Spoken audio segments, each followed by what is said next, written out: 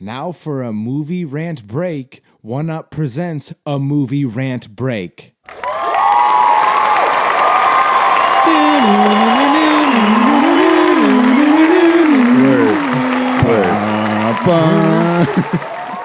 What's up, everybody? Welcome to the movie rant break.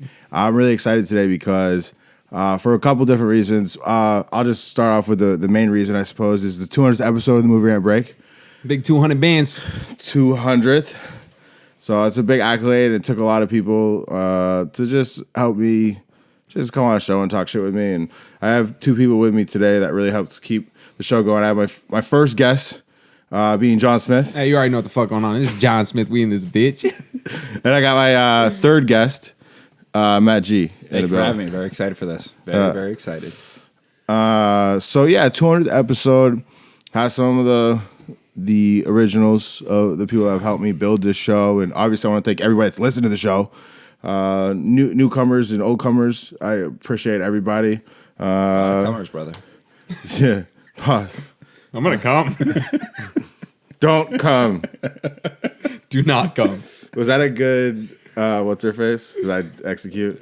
You know, like splice the. Yeah, but she says do not come. So my bad. Okay, we're starting off terrible. I'm sorry, but no, I just wanted to acknowledge because I'm pretty happy. I'm proud to have been able to get 200 episodes. It's a lot of work, and I know the show originally started a certain way, and I feel like it's been constantly evolving, and it's just been a lot of fun. I hope everybody out there enjoys episodes, and appreciate y'all for being on the episodes and coming in and just talking shit about these movies. And it just means a lot. I know taking the time out to come on the show is appreciate you for having me. Yeah, thank you per usual. You guys are great. I fuck with y'all.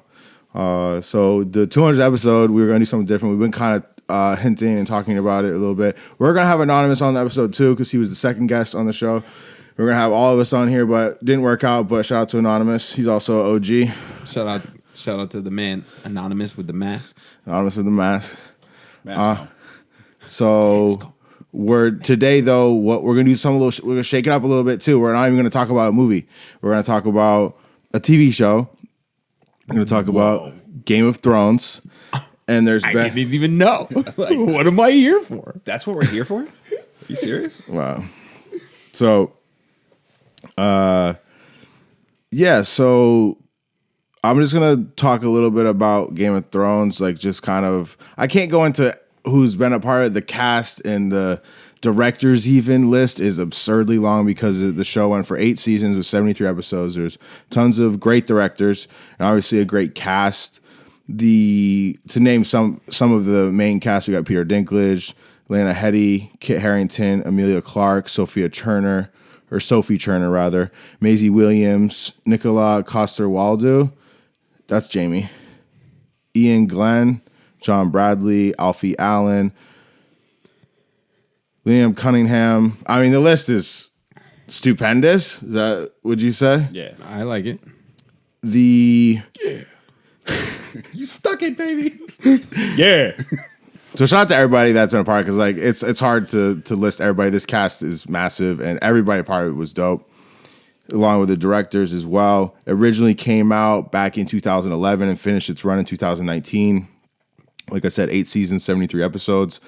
The budget of the show, season 6, they were doing about $10 million an episode, and then as the show went on, it went to $15 million. So I assume it was probably at least 5 to 7 or 8 in the earlier seasons.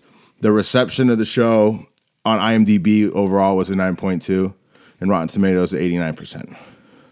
Brief breakdown of the show. It's based on George R.R. Martin's book. Is it Fire and Ice? That was called? That's the story. Song of Ice and Fire. Yeah, that's like the whole story itself. Art. But he's got different names of books and stuff. Okay. Yeah. Is that the first one, or is that just the whole arc? I believe that's like the whole arc. Song of Ice and Fire is the Ice whole and Fire, arc. yeah. Yeah, because they do a little shout out to season 8, like with the last episode. I didn't realize that at first because I didn't know what the arc was called. But anyways, based on that series and a place called Westeros, where many different kingdoms are fighting over power, and more specifically fighting over the Iron Throne, which essentially indicates the ruler of all these kingdoms, the 7 kingdoms. So this episode, not only we're going to talk about primarily, it's going to be like season 8, but I also want to talk about the show in general. I don't want to just talk about season 8. It's also the shortest season, but they were long episodes as well. They kind of, I know it was 6 episodes, I think, but it was kind of like 8.5 because they were 90-minute episodes, almost every single one of them, if I'm not mistaken. No, the last 2 were. The rest of them were hours. Okay.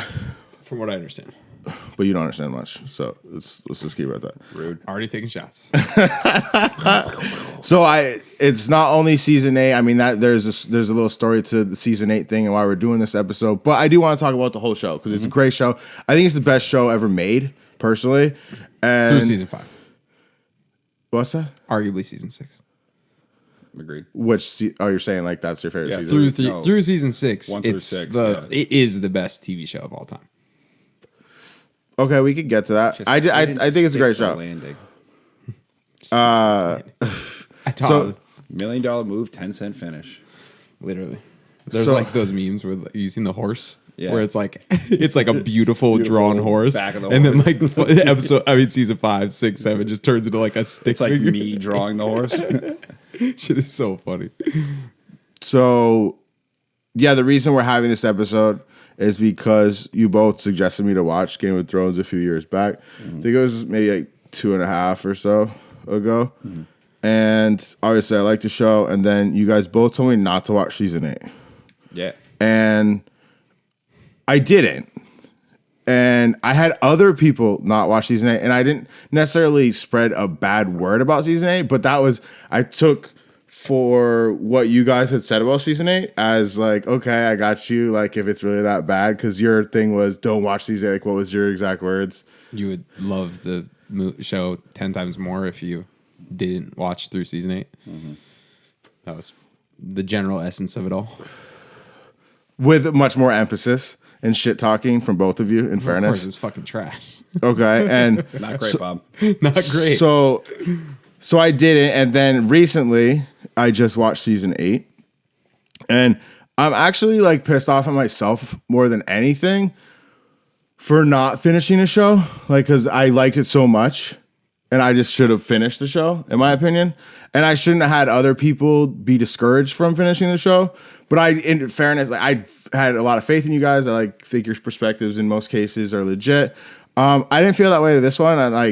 I'm pissed at myself for putting that much trust into it, and a little irritated with both of you guys because you guys were saying it was so terrible, and I don't agree at all. Okay. And it's like I was just talking about giving people the fair chance. Like you give one bad recommendation, like okay, the second one it's bad. I'm not going to listen ever again. This one makes me frustrated that I listened to you guys because I think you're very wrong. And I was disappointed that you guys felt that way because it's not accurate. Please explain. I just thought so the way I perceived it, because I rewatched season 7 and then finished season 8. Which is awful. I like season 7. Season 7 was cool. And then, so watching through season 8, I just thought it didn't feel rushed like you guys were saying that it was. And I thought that there was so many good endings to character arcs that we've seen for so long. And it was just I thought it was even paced well, and just like the way some of the characters, some of them were dying a lot. But it all made sense, and some of the ways they died was very poetic justice, like Jaime and Cersei dying together. Like that was very like poetic justice. I thought that made sense. Like I thought that was dope. They're like these lovers. It started the first episode where they're like fucking each other, and they're like they got this inappropriate, you could say, relationship, and then the show ends with that Jaime goes back to like save her, leaves Brienne. I said that right? Brienne, yeah. Shout out to Brienne losing her virginity to Jaime though. Like that was fucked up. I fucked with that.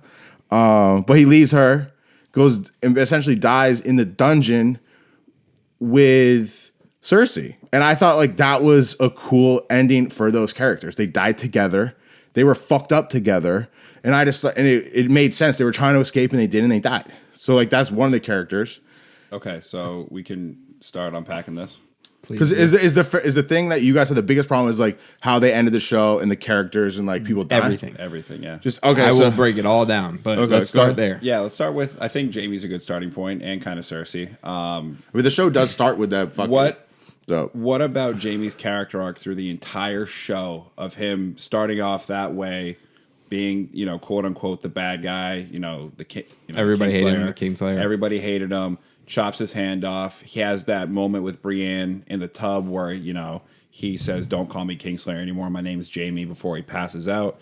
Completely like ends up doing the right thing, goes and fights for humanity in the Long Night, and then just has this complete character arc to go back to square one, where he's like, I'm just going to go to my sister and save her. But it's like, what was the entire point of his fucking story, though? His story arc was absolutely ruined. Okay, so I'll give you something that's a little bit more clear. At one point, when he's in the tub, he says he killed the Kingslayer. I mean, he killed the Mad King. tub? When he's in the tub with Brienne, one of the most impactful, most important pieces of Jamie's character. It's like when his character starts to flip. Literally. And what we find out is that he didn't kill the Kingslayer because he went back on his vows. I mean, he didn't kill the Mad King because he went back on his vows. He killed the Mad King to save innocence. That was his number one reason. The Mad King was going to burn the entire city, and he did the right thing to save innocence by Save killing. Innocence is what you're saying? That was his. So his wife was pregnant with Innocence. Hold on. He literally looks right at Tyrion's face and says, "I never cared about them anyway, innocent or otherwise." Literally says that right to his face. After he leaves Cersei in season 7, he leaves Cersei to go fight for the realm against the undead, risks his entire life to go fight for innocence. And he looks at Tyrion in the face and says, "I don't care about them. That's why I'm going to go back to Cersei." That doesn't make any sense. It's completely contradictory to his character arc, 1000% contradictory. The whole purpose of Jaime's character arc from the start to the finish is that he goes from a cocky, unbridled, not giving a fuck character because everybody hates him, the world's out to get him, so he doesn't give a shit about anybody else. It's all about Cersei and him. That's the only focus that he has. To becoming a character to understand humility first and foremost, getting your hand cut off and having to learn how to fight all over again when he was the best fighter in Westeros. Not only a hand, his right hand. His right hand. You know, that is Correct. his sword hand. Correct. He learns humility through that, but then also learns how to be compassionate and how to take care of people. Brienne is a perfect example. Someone who he talked shit to, didn't give a fuck about, treated like shit, learned to love her and care for her and show what being honorable means, giving her his sword, et cetera, et cetera, et cetera, to then going back on everything that he was built upon to go right back to square one, as you said, for what? For absolutely nothing. He didn't go there to save Cersei.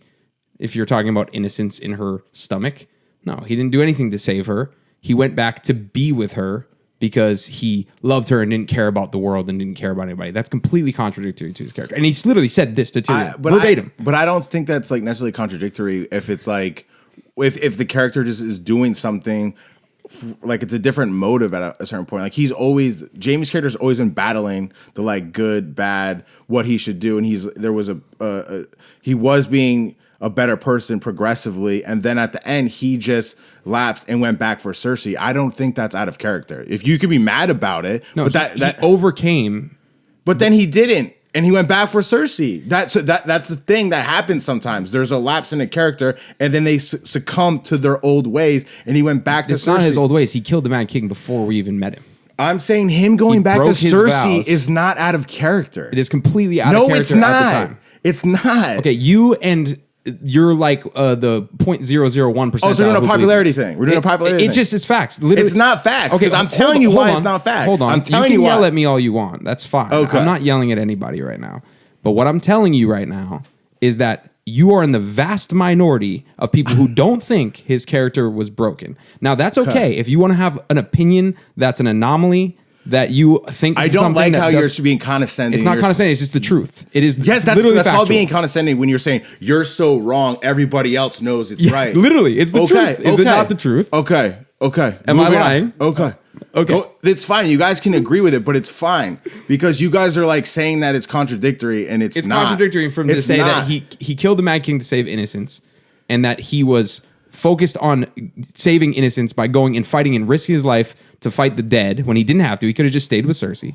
But then he just goes back to Cersei and tells Tyrion that he doesn't care about innocence. That doesn't make any sense. That's contradictory in the definition of contradictory. That's contradictory. Okay. And even their death scene, I mean, like, is that really how you wanted to watch Cersei? Like, the queen who's bad throughout the entire fucking show died of some fucking bricks. Jamie. I mean, let the house fall on her. I don't think it's like literally everybody that says that, they're all like fanboys saying it's contradictory. Like, it's not. It's like, it's how humans can be sometimes. It's like someone that hasn't cheated on their wife and then like they have a lapse and they go back to cheating on somebody. It made sense to me. And you could say, oh, the majority says this. I don't give a fuck. I'm saying in a character arc in that moment, yeah, you could say, oh, in season 1, he was like this and he's been growing and da-da-da-da-da. But at that moment, there was...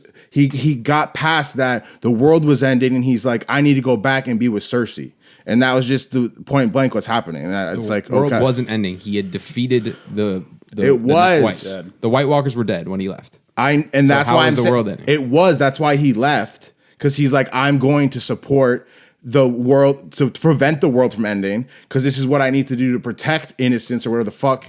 And then after that issue was done, he realized that Cersei was going to be in peril. The city was going to be burned. He's like, I need to go save Cersei.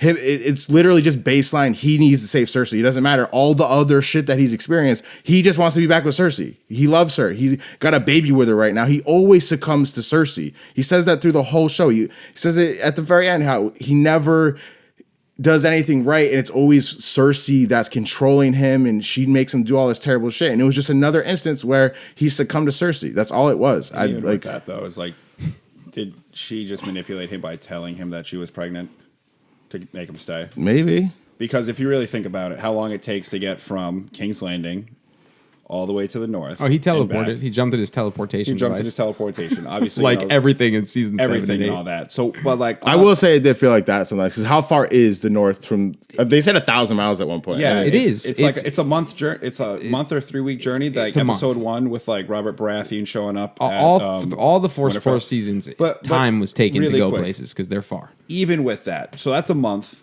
there, and how long he's there? I don't know. Probably a week or two, and then a month back. And then when did she tell him that she's pregnant?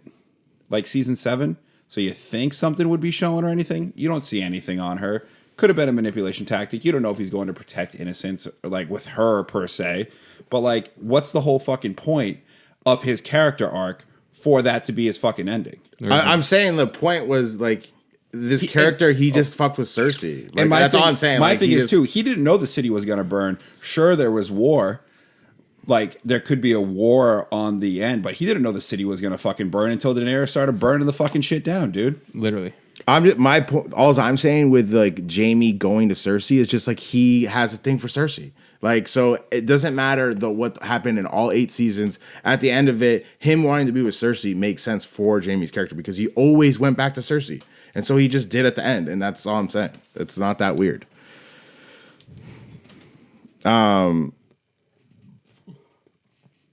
Yeah, like you guys didn't like how they Jon Snow kills Daenerys? Because I was like, I guess he would want to. Why did he kill her? Because it was kind of the same situation where she was trying to be bad, and he's like, she's gonna murk everybody, I guess, and he's like, you have to go because you're gonna fucking be another dictator. Okay, so we get a couple lines of dialogue from Jon Snow throughout the entire season 8. You are my queen. I don't want it. I don't want it. I don't want it. We need allies. We need this. We need that. Looking confused. And then standing there looking confused. That's all we get from Jon Snow. Jon Snow's character is completely destroyed. Jon Snow was always to stand up for what was right. Jon Snow was always to do what's best for the people, even if that meant sacrificing what he truly wanted. That was his character. And he was complex, detailed in that. And that was the essence of who Jon Snow was as a character. We lose all of that in season 8. He kills her, and if he was truly trying to do what's right for the realm, it would be something that would be more preventative in a way. If there was any signs that Daenerys was going to turn, which the show doesn't give us any signs that she's going to turn, she just She torched the city. Well, before that, there's literally no sign. Daenerys' entire TV. You can go in the book later. Yeah. In the TV show, her entire purpose is to protect innocent life. She never once doesn't help people that are oppressed throughout the entire show. That is her main focus. She literally says at one point, I'll burn my enemies, but not innocents. Like that's her quote. Her whole entire story arc is based off protecting people. They surrender. The city surrenders. Mm-hmm. The bells ring. She has no tipping point. There's nothing that happens that makes her decide to kill thousands and thousands of innocent people. There's nothing. There's not a single thing. And then all of a sudden she does? Why? Why does that happen? You want to give me some insight? Why she killed all King's Landing? Why? I think what I gathered was she was like pissed off and like, fuck these people. Oh, fuck the innocent people that I've protected this entire fucking tired series. Well, she was TV tired series. of fucking Tyrion and everybody like, don't go violent. And then like she lost her dragons and all this shit. And I think she just hit a breaking point and was like, fuck this. Like I don't even give a fuck and just murked everybody. You would think that would be probably like when Missandei gets killed, maybe. Yeah. But no, when Missandei gets killed, she just stands there and goes off. Has a look on her face of anger. Well, she doesn't have her peeps. There's just a small little group of them. Well, I'm saying if you have a snapping point, you snap. Yeah. You snap because of something. Well, she's got to strategize so that she doesn't get murked. She already lost a dragon, so she's like, I have to go do something. You have to kill innocent people. Why? I just told you what. Because fuck these guys? That's not a very good reason. That was her breaking point. Her breaking point was to kill innocent people. That was For her what? breaking point because she had it at that point. Why? Because You're not giving me a reason. Because of all the things leading up to it, where there was the delay of her even attempting to take over King's Landing, and in doing so, she lost dragons and she lost a bunch of soldiers and friends, family. Do you want to know the real reason why? Okay. Because George R. R. Martin told Dumb and Dumber, D&D, that what's supposed to happen at the end of the books that he didn't finish writing. Mm-hmm. And he said, this is what happens. Bran becomes king, Daenerys turns to the Mad Queen, and what else? Fucking Jon Snow goes back to the north. Yeah. Whatever. He told them these plot lines. And they said, I have a contract with Star Wars, so I'm out. I want to finish this as fast as possible because I'm good. And guess what? To your point, Season 8 was good. They lost their contract with Star Wars because of how bad Season 8 was. Objectively. Okay. Objectively. Okay. It's not subjective. Okay, so the people that suck at making Star Wars movies drop these people. Those people don't know what the fuck they're doing. So why are you saying that their opinion matters of how well they It's not did their something? opinion, it's the popular opinion, but that's okay. Oh, The thing is, really Okay. quick, with that, But that's why it happened. they got such a backlash because the season was so bad that they got fired from a future fucking job. That's Facts. how bad it was, popularity wise. But to your point, again, obviously, I have read the books that have come out.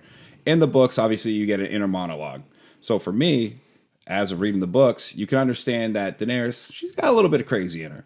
The show does an awful job of portraying that throughout the entire show. They don't do it. They make her like this martyr, person, helping innocents, getting through all that, and then having the snap happen. But it's like that snap makes sense if you explain it leading up to it. Well, it was like in season 8, there was a couple parts like when she's having, like they're all celebrating after the big fight with the dead. Mm-hmm. And everybody's like happy over John. Like she's kind of like steaming over John all of season 8, and she's seeing how everybody favors him, and she's looking kind of salty. So there's that too. That's like foreshadowing that she's not happy.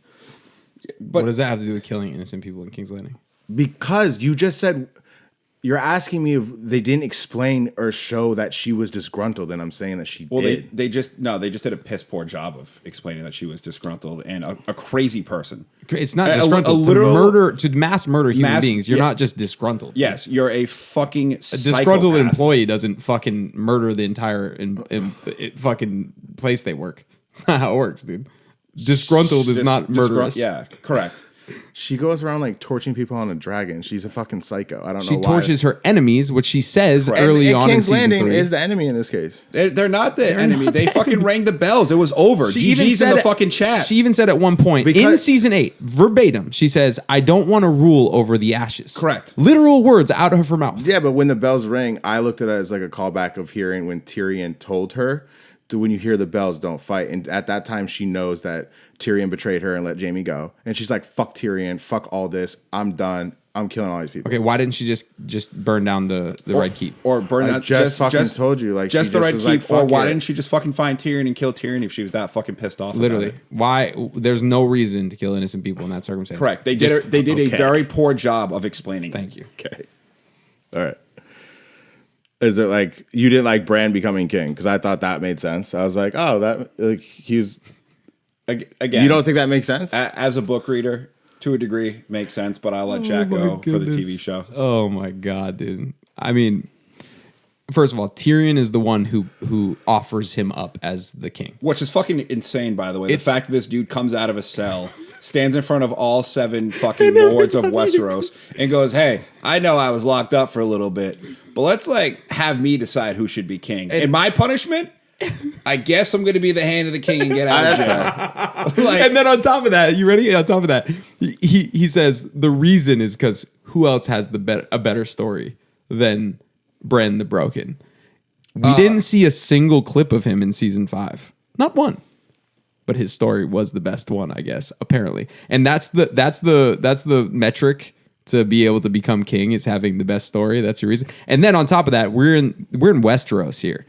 There's not a single other person on that council sitting there saying, wait, why does a Stark get to rule the 7 kingdoms, and also a Stark gets to go rule the North, and now it's the 6 kingdoms because the North is their own kingdom. We're just going to let the Starks rule all of Westeros What about- with no argument, And with no that- question. And with that, what about the Iron Islands who wanted their independence? And let's talk about Dorne, who was by the way, Dorne in the books is a huge fucking plot point that just gets fucking thrown out in the TV show. And another kingdom that wants, their independence from the 7 kingdoms. So it's like we're sitting there and you got the Iron Islands, you got Dorne, and everyone's just like, fuck it, let's let the cripple be the fucking king. That's fine. But again, I don't disagree with Tyrion being the spokesman in that scenario. Nobody argued. Not a single person It- said one word about it. The dude that tried to say some shit, like, so I was just like, sit the fuck down. That shit's hella funny. Dude. I'll say something real quick before we get too much into detail. My first watch through of Game of Thrones, I watched through season 1 to season 7, I don't know, 5 times before season 8 came out. About maybe 4 to 5 times. So I showed a bunch of different people it because I cared about. I showed a bunch of people it, and I was dead set on this being the best TV show of all time. No questions asked. When I watched through season 8, the first time I was extremely disappointed and upset. And Did you watch it frustrated. episodic? Yeah. Like you were? Yeah. Okay. Extremely disappointed, frustrated. What George R. R. Martin wanted was 10 minimum seasons. Correct. And he wanted them to be full seasons because the way the first 5 seasons really unfold is, we look at 3 or 4 month time frames. all source material. That's That's why it was so good. Yep. They had all source material for it. I didn't mean to cut you off. No, you're sorry. good. All dialogue. The majority of it is dialogue, and Yeah. you spend time with characters. You understand characters' motives and why they do things. When we get to season 6 and on, it just becomes plot. Just all plot. It's jumping from plot point to plot point. Through season 7, I let some of it slide in my mind because I was like, okay, there's a ton more that could unpack here, and everything could come to a conclusion if they spend their time on it and they take care of it. The second I heard that season 8 was only going to be 6 episodes or whatever, I automatically knew something was potentially going to go wrong.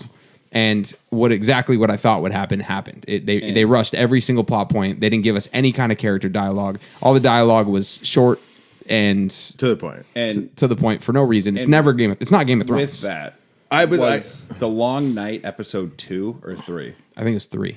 So the 3rd episode of the last season, you have arguably the biggest antagonist or the second biggest antagonist die in the Night King from somebody who had no fucking relationship with the Night King and Arya. Well, before you even get there, right? I love what you said. Before you talk about the Arya aspect, I actually have it written here. Imagine playing Final Fantasy X, right? We're a Final Fantasy X nerds. And imagine you beat Sin on Mount Gagazet, right? You destroy Sin. And then the rest of the game, you're going to beat Seymour. Can you imagine how underwhelming that is? The first villains we see in this entire show, in season 1, the first scene is who? The White Walkers. The Night King was the villain of the show. They were the deepest, darkest threat of the show. That was the looming, winter is coming. That was it. Cersei was a secondary threat to the show. She was fighting over a throne, squabbling, right? Yeah. We're talking about death itself taking over the world. And we kill them off before we even... The rest of the show is like, what are we doing? We're going to fight Cersei? Who cares? Are you saying it should have been switched Of around? course. That The makes big sense. battle should have been against the dead at the end. Cersei should have got taken care of in season 3, in episode 3. Yeah, I think, honestly. I don't disagree. I mean, like, with the whole plot points, one, minimum should have been Jon Snow against the Night King. I don't give a fuck about anything else. That's what that whole shit, his 100%. whole story is leading up for him against the Night King. Arya has nothing to do with it. You want something to do with Arya? Have her kill Cersei in episode 3. Have her fucking put her mask on, go in there, kill Cersei, because that's what she says. She has her fucking list throughout the entire goddamn show, and then it gets thrown out the fucking window. Gone. And you're just sitting there and you're like, what the fuck? And even Arya's character, this is like one, like, she gets in there with the Hound. This girl is just hell-bent on killing anybody that's fucked with her family. Absolutely fucking hell-bent on it. Which is dope. And then gets in there and starts acting like a fucking pussy when the Hound's like, this isn't what you want. You don't want revenge. And she's running around King's Landing with a dragon flying over her head. That shit was so fucking dumb. She did go a little soft. I agree. And like that character They development... abandoned her character. Smoked. Done. And then literally D&D said, oh, we just didn't really feel like it was right to like kind of do what was expected. So we just decided to pick Arya to kill him. I didn't hate her killing. I get the Jon Snow argument, but because she was up to that point badass as fuck. It wasn't until after she got soft and her Correct, character. but, like, Well, let me ask you a question. Where did she come from? Because I'm pretty sure they were surrounded by White Walkers, and she flew into a screen. she's a fucking ninja, Bro, she's like fucking... Bro. She's jumping at him like fucking Michael Jordan. Get the fuck out of here, dude. I thought it was a sick dunk. Like, fuck off. It a was sick probably dunk. the worst ending to that arc that I could have possibly imagined. I would have liked to seen her kill Cersei. Like, to be honest, Like, that's exactly like how I was saying is like, that's how you wanted Cersei to die around a bunch of bricks? No, I wanted her to get killed by fucking Arya. Arya had this list the entire fucking show since Ned's head got fucking chopped off, and they just, Cersei I dies to respect some that. bricks. You know, she gets to kill the Night King, which, pretty cool. But like, then what the fuck was the point of Jon Snow this entire fucking show? He was He is the prince that is antagonist. promised. That is what he is. Azor Ahai. He's the prince that's promised. Well, my daughter would say otherwise. She would say Daenerys is. So she would say Daenerys is the princess that was promised because Incorrect. In Valerian, how it was said, it wasn't gendered. So Yeah, but also let's just talk about. Well, I'm just gonna dip into the first season, House of the Dragon, when the king. don't touch the second one. I'm not gonna touch the second one. When the king says Targaryen. Aegon is the prince that is promised, what is Jon Snow's actual fucking name? Aegon Targaryen. Yeah. That's the fucking point. well, they of the abandoned show. the prince that was promised storyline. Like, it's completely abandoned. It's fucking dumb. We go 7 seasons talking about the prince that was promised being the most important thing. The people were resurrected. Stannis Baratheon. He was the prince that was promised. Thank you. Then she flips. What's her name?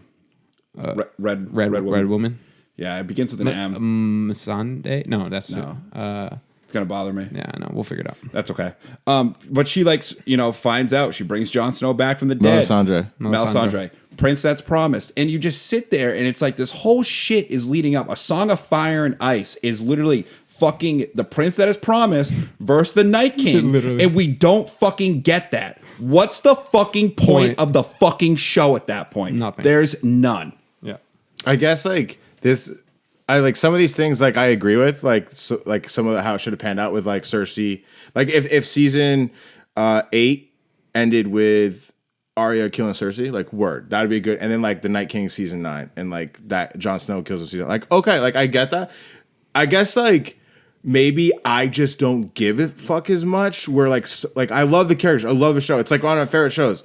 I get like you're reader more embedded, you get the inner monologue and you get kind of like a better sense of things. That being said, I just took it for what it was, I guess, and I enjoyed it. And it wasn't like I could see some of the points that are being made. Some of them I think people are being weird about, like the Jaime death thing. I think that was a cool way for Jaime. Granted, throwing away Jon's character and Cersei's character, Arya's, I kind of agree. They did. That's just the start of it. I mean, but I'm just we saying can go through every single one. No, we can. But I'm just saying, there's some things that like people get like hypersensitive and like fanboy about, and it's like I get it, but sometimes like there's some aspects of like you have to kind of empathize with like some humility and like just how humans can be sometimes, especially with like women, like men and women type shit. You know, like I like specifically on the Jaime tip. Like I really like I thought that made sense. I just think you're giving way too much credit as to who wrote this. Because the first 4 seasons were written verbatim. Those first 5. First 5 were written verbatim by George R. R. Martin. A genius. A fucking hands down genius. Genius can't finish his work, but a genius nonetheless. Yeah, what book right? is he fucking on? It's supposed to be The Winds of Winter. Yeah. But nonetheless, you're giving too much credence to these 2 idiots. They are very dumb. D&D are probably the dumbest writers in the history of TV. And this is how you know they're fucking dumb. When you have your actors do the fucking screen read at a fucking table all together. And they all laugh at it? And they're all like, this is fucking dumb. This is bad. Yo. Like, Emilia Clarke hated how it ended. Kit Harington did. The guy who plays Varys hated how he fucking ended. It was bad. Peter Dinklage didn't like it. I mean, Peter Dinklage even came out and was like laughing in an interview about the fact that they hid in the crypts against a fucking Night King who can resurrect the dead. Let's put the women and children in the crypts where there's dead people to protect them from dead people. The second anybody dies. It's the dumbest thing of all time. Let's just talk about the fucking battle above the wall when the Night King goes out on the dock. One of the coldest scenes in the fucking show. Lifts his arms up and all the fucking dead people get up. No shit he's going to resurrect more dead at fucking Winterfell. Literally. Are we dumb? Like, not to mention, if we're talking about it, the Long Night. We are.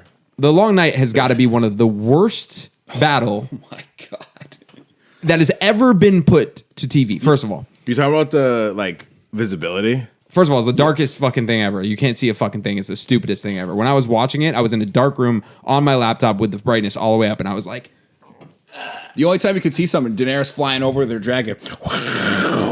okay. That was it. Number one is Jon Snow literally says in their war council, we can't fight them straight on. So what do? They all stand outside of their castle and throw the Dothraki directly into them. Correct. First of all, D&D literally said, and then you just see the end of the Dothraki. Next episode, how many did we lose? 50%. The director thinks we lost them all. Correct. But then the director changes his mind. It's ridiculous. Nonetheless, so you say you can't fight them straight on, and then you fight them straight on, which is mind-blowing. You leave all your catapults on the field of battle, which is the dumbest thing ever. You put catapults behind the walls so they can't get destroyed. That's obvious. You dig trenches. I mean, you had time. They had to travel from the fucking wall to Winterfell. It's like a fucking 6-week travel or 4-week travel or whatever it is. You have time to build trenches on trenches on trenches. Light them all on fucking fire, for fuck's sake. And then not only that, but like then you watch the execution of this comparatively to the fight that they had at the Night's Watch at Castle Black. Season 2 when the Wildlings came in. Long shots, awesome choreography, amazing choreography. To the Long Night where you're cutting away from people surrounded by White Walkers. I mean, there's a point in time where Sam is laying on the ground. Sam, who can't fucking fight a thing, covered in White Walkers. They cut away, and the next scene he's standing up just fine. I mean, literally, they did it with every main character. I mean, the plot armor was absolutely fucking insane. It was the worst thing I've ever seen. Every single one of them should have died from every scene they were in. There was one point where every single White Walker gets resurrected around Jon, right? Mm-hmm. And they all surround in on him. There's like fucking 100 of them. Yeah. And they just cut away. Next scene, he's fine. It's ridiculous. It is just absolutely the worst thing I've ever seen in my life. Why wouldn't you be? Let me ask you a question. You know they're coming. You have dragons. Why wouldn't you be ripping into them the whole way there, doing pass-throughs, just burning them to fucking shreds? You could have done it for fucking 2 weeks. I mean, I guess the argument you could say is the last time she was around a dragon with them, he got sniped. Yeah, but what's the difference if you get sniped doing a pass-through versus doing a snipe when you're... No, I hear you. There was points in the show that in season 8 where I was like, why aren't they using more of the dragons? Like, you could have just murked this whole fucking squadron so your peeps didn't get killed. And like, I see some of these things I did see. I guess some of these things I disagree with, and I just like some of them I agree with, but I guess for me, I just was trying to enjoy it because I love the show so much. And some of the stuff was like, yeah, like why was there 100? They kept that's visibility of that fight. What is it called? The episode? Long night. It's a long night. Yeah, it was not well done. And they did a lot of clipping away from parts and just didn't explain kind of the progression of the fight. I did like the dragon fight in the sky, even though it was still like not great visibility, but like seeing dragons fight was tight. I fucked with that. You guys didn't like that? So my question for you, and this is like interesting because this obviously is a movie podcast / critic podcast. Did you go in watching these episodes as a fan or a critic? I think maybe I just didn't. Maybe it was more of a fan. I don't know, because it's like I understand like you want to enjoy what you're watching, but when you have this whole totality of 9 fucking years. Or essentially 8 years of fucking story, and then you get that 9th year, and it's like, what the fuck are we doing? How are you not just sitting there being like, what the fuck am I watching? Why the fuck would they do this? And here's the thing. I will give you the benefit of the doubt. You did binge it. I have heard from people that did binge it that they didn't hate the ending. Right. So it's, you know, I'm not saying you're alone. But like for me, watching, I got to season 6, I believe, and then I watched episode by episode.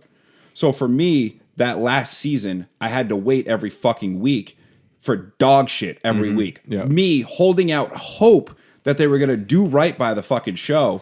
And I just didn't fucking get it. I could see how like that would play a factor because, for instance, I always bring this example up because I feel like it's super relevant. Like Fantastic Beasts, like being a huge Potter fan. And you could say this even with like the Lord of the Rings shit that they've been dropping or just stuff that's associated with original shit that you fuck with. And you wait and you wait and you wait. And you just get so disappointed. You're like, what the fuck is this? Yeah. But I feel like maybe if you just watch Fantastic Beasts 1 through 3, you'd be like, oh, it's okay. Like, whatever. I agree with you. And I also say that we set you up for success. Whenever you go into something with people who are saying that it's the worst thing ever, it's the worst thing ever, it's the worst thing ever, it's the worst thing ever. Especially if you get it drilled hard enough. You're going to go in there and be like, nah, it can't be that bad. And then it's not as bad as you were envisioning. And therefore like, it gets really good. Which is like... Well, because I do critique movies and like, I am a critic. And I am super critical on movies. And I trust both of you guys. And I'm still a little like irritated just because you should have just been like, watch it. Rather than like, heed so much caution. Because it's like... I'm trying to help you. But like, I liked it. And maybe it's because there was like a bad... So I did my job. I made you at least enjoy it. Good job. I enjoyed it. Yeah, no, and I did. You wouldn't have had I just let you watch it. And I wonder if like watching it, I know he's like super hater on it, but like watching through, I could see how maybe like waiting out and then like the night episode with the visibility, like you're like, what the fuck? I'm waiting for this battle, and like I can't even fucking see what the fuck's going on. I can see how that could be an issue. Not a battle, the battle. Yeah, you know, and it's like you're just sitting there and you're like, none of it makes sense. He talks about all the fucking characters being surrounded by White Walkers. Jon Snow not even getting his fucking face off with the Night King. That's what the whole show was fucking leading to. Literally. And they just dropped the fucking ball, dude. Yep. Because of what do they call it? Subversion. That was what their biggest goal was. They just wanted to subvert expectations. That's not what Game of Thrones was about. Game of Thrones subverted expectations from the second Ned's head got chopped off to the Red Wedding, etc. But the thing that made those situations so good for our subversion was because they made sense within the plot. Correct. They made sense within the storyline. They made sense for the characters. There was things that led up to that they spent time on and effort on to make sure that it made sense when it happened, right? Like it doesn't make any sense if we, see Robb Stark say that he'll marry the Frey daughter, right? And then they jump to a fight with the Lannisters, and then all of a sudden they're in the Red Wedding. Yeah. You would be like, "What? Why did? How'd we get here? How'd we get here, and why?" Right? There's no reason Arya should have fucking killed the Night King. There's no reason for it. There's no storyline reason for it. It just happens in the most obscene, ridiculous way. You could say random. Random. And like what they do with it too, to try to like help explain it, is she does use the dagger that they use to try to kill Bran. That is the Valyrian steel. So it's like, all right, so you're throwing this cool little Easter egg for us, but it's like there was no, like, as a viewer and a book reader, there was no like actual fucking finality to the show whatsoever in my eyes, because it was just like, again, the biggest plot point through this fucking show is a Song of Fire and Ice. Jon Snow versus the Night King. That's the point. Azor Ahai. That's the point of the fucking entire story, and you don't get that. We even get that in House of Dragon, like you said. They literally say, he literally says to Rhaenyra that a Targaryen must be sitting on the throne when the Long Night happens. Correct. Because Targaryen's the only one who will be able to save humanity. The prince that is promised, Aegon Targaryen, based off of a dragon dream, based off of which a dragon dragon dreams dream. are literally So like a wet dream. what do they call it? it's a vision, essentially. Yeah, it's visions. Yeah. So like he has that, he could see that, and it's just like Aegon Targaryen. It's not the Aegon in House of the Dragon. It's actually fucking Jon Snow. One thing I will say positive about the show, and I did want to get this in there, some of the shots they do in this show, Beautiful. absolutely beautiful. The one, like, I just got a couple off the top of my head. The shot of Jon Snow at the Battle of the Bastards by himself out in the field, just ripping out his sword, just being like, you know what, fuck it. Like, if I die, I die. Fucking incredible. 2, the one when you find out who Jon Snow is as Lyanna Stark's baby, and, you know, her husband, who is a Targaryen, and the baby's eyes open in those fucking deep brown eyes, and it goes to Jon Snow as the King of the North. Incredible fucking shot. Awesome. And one thing I will say about season 8, one shot that was really cool is in that last episode when Daenerys is walking out the Red Keep after it's been fucking destroyed, and the dragon's in back of her, and the wings spread out in back of her, and she walks out. Fucking gas. Yeah, spectacle over logic is what they went Correct. for, which is fine. You mentioned season 6. I had a couple talking points because, as we know, D&D took over after season 5 and created this own story. So I started seeing some of the plot holes, and a lot of these plot holes I didn't notice until after I finished season 8. Then I was like, wait. I started realizing that I was being tricked, and then I went back and started watching these episodes, and I was like, wow, now I see where the downfall started. So you can disagree with me on this one if you'd like. It's totally fine. One of my biggest pet peeves about season 6 is the fact that, first of all, Sansa and Littlefinger teleport. They like teleport to Molestown to talk, and like I don't know if people understand how far away the Vale is from. So fucking far. It's like they get there and then she's back in the north, and he's back in the Vale in like one episode. It's ridiculous, but nonetheless, she doesn't tell Jon Snow about the Vale whatsoever. And they're in a war council meeting, and she's screaming at him about how we need to wait for more allies. And he's telling her that there is none. And she just chooses to say nothing at all in regards to the fact that she reached out to the Vale.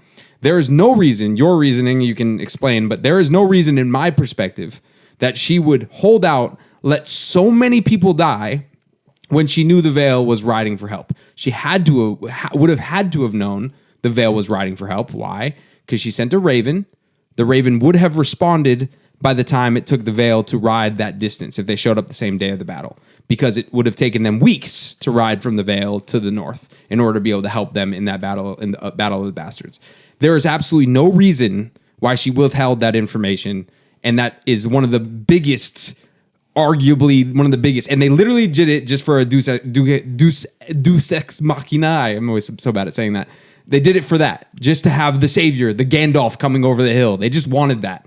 It's not because of any other reason in my perspective. That to me was one of the worst things about season 6, and it broke my newest viewing experience of the Battle of the Bastards, because I'm sitting there watching it and being like, none of this had to happen. It could have just been where she waited, they got there, and they won fair and square, easy peasy. Probably would have destroyed him or ended up in a siege because there would have been too many men and what's his name? Ramsey wouldn't have came out and fought in the open field. Yeah. For me, I don't think that's as big of a plot point. The reason I say that is because obviously in season 6, Jon and Sansa have that push-pull type relationship where she's like, well, I'm actually Stark. I want to be the Queen of the North. He's obviously been dubbed as like the King of the North at that point. I don't think he had yet. Or, well, like, you know, there's that push-pull right there. And she wanted to be the hero by having the Veil show up. And so she looks like, hey, I'm, you know, the savior. This doesn't happen because of me. You know, look what I did. Look at me. Blah, blah, blah. So, like, that's kind of like how I view it. 100%. But I said this to you before, is why afterwards does Jon Snow address her and say, why didn't you tell me? He says, without you, we would have lost the battle. Because that makes zero sense. Why wouldn't he just said, you fucked this whole thing. You killed half of our fucking troops because you didn't tell me ahead of time. There's no way he wouldn't have addressed it. Like I just said, she wanted to be the person that was the savior, not Jon. But why didn't Jon address it? Why didn't he address it? Because at that point they just want a fucking battle. And they wanted to, he was like fucking like, shit, we don't win this without you, you know? I would say bad writing on D&D's part. I mean, it's not great writing, but that at least has more of an explanation to me than anything in season 8. Yeah, but there's also other things in season 6, like Arya getting stabbed fucking 12 times in the stomach and falling into water and then getting sewed up by a lady who she didn't even know could sew her up, but did. Mm-hmm. And then she wakes up 2 days later after she's sleeping on Milk of the Poppy, runs through the city, jumps off a fucking 30-foot jump, doesn't break any legs, rolls down a whole fucking staircase, still fine, and then still able to kill that bitch, and still able to survive and get all the way back to Westeros. She's a fucking ninja. I've already said this. Ninjas don't have superpowers. She had superpowers in that episode, i.e., or plot armor, better to say. It's just bad. It's just stupid in my perspective. But that's some season 6 stuff that bothered me, and that's when you kind of start seeing the downhill spiral of the writing and the spectacle over logic, etc. You know, the one good thing they did with writing for this show is the ending for all the Stark characters based on the dire wolves that they get in season 1. That was cool to me. I like that because if you go through, I know 3 out of the 5, I believe, if somebody can Google the dogs' names, I'm sure it would stick for Robb and for Bran. But Jon, his dog's name, Ghost. What does he turn into at the end? Ghost goes north of the wall. Sansa, Nymeria, in Game of Thrones lore, Nymeria takes her 10,000 ships and goes west of Westeros. You know, so that's what she does at the end. Sansa, Lady of the North. And I don't know what Robb's wolf's name is off the top of my head. R.I.P. And I don't know Bran's. Bran's would be interesting. Can actually one of you Google that? Is that possible? How about it?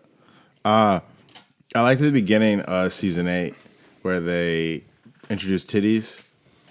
Because I felt like some of the seasons as they went on, like the nudity and like fucking got scarce. Because I'm not saying it's required, but one thing I like about the show, and people can argue the like necessity of nudity and like fucking in the show, but it makes a lot more things more compelling because you can kind of get some insight of like the drama more, or just like just the nitty gritty. Sometimes you just kind of get more emphasis on like how something's going, the tone of something. And I appreciate Game of Thrones for having, you know, some of the you know, like the whorehouse shit, especially with like Littlefinger, and it just kind of like gives more insight and develops characters, and it just shows you kind of how things develop, and just it moves the stories in cool directions. And it was just nice at the beginning of the episode 1. I was like, oh, we got like 3 sets of titties. I was like, all right, because it'd been scarce. There was a couple seasons where I was like, was there even nudity? Yeah, they kind of pulled back from it. Yeah, which I get why they might have to some degree, but some of it is needed. It like makes for the it makes Game of Thrones emphasis. Yeah. You know, Summer was Bran's. You want to know what it turns into? Because he becomes king. Endless Summer, the Night King's dead. Yeah, Shaggy Dog was Recon's. Yeah, I mean, he gets fucking clapped. So Grey Wind was Robb's. Yeah, all the dogs' names make sense, dude. Did you not like Jon Snow as a dragon rider? Like, I thought that was dope. Well, yeah, he's a fucking Targaryen. No shit, it was dope. Should have been. I thought it was lit. I like the night before the battle. Like, I like little. Sometimes in the show, it felt like there wasn't enough happy moments, like celebratory moments, naturally, because there's so much turmoil going on. Death. In death. Yeah, but like the before the Endless Night or whatever episode. They're all drinking together. I really like fucked with that. They're kind of just like the world might end. I like that. And I also liked after when they were getting churned. Yeah. What's the wildling dude's name? Tormund. I love that character. Giant Spain.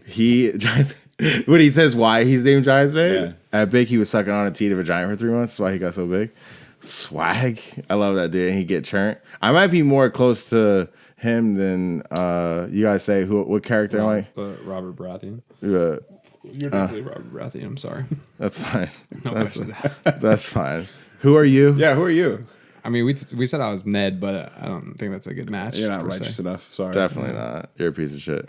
That's Like, slander. Slander. Allegations. No, you're. I'm not. I You're, don't think I'm you're, stupid no, enough to be Ned. no. It's kind of dumb. You know who I think you are? Is your Daenerys' brother. Oh, that's even crazier. What? What, just because he looks That like is him? the worst shot Not even I've looks like ever seen. I'm sorry. in my life. That's what you are. Trying to bang your sister, dude? Sick. Who's your favorite I'm character joking. in the whole entire show? Yeah, that was my next question.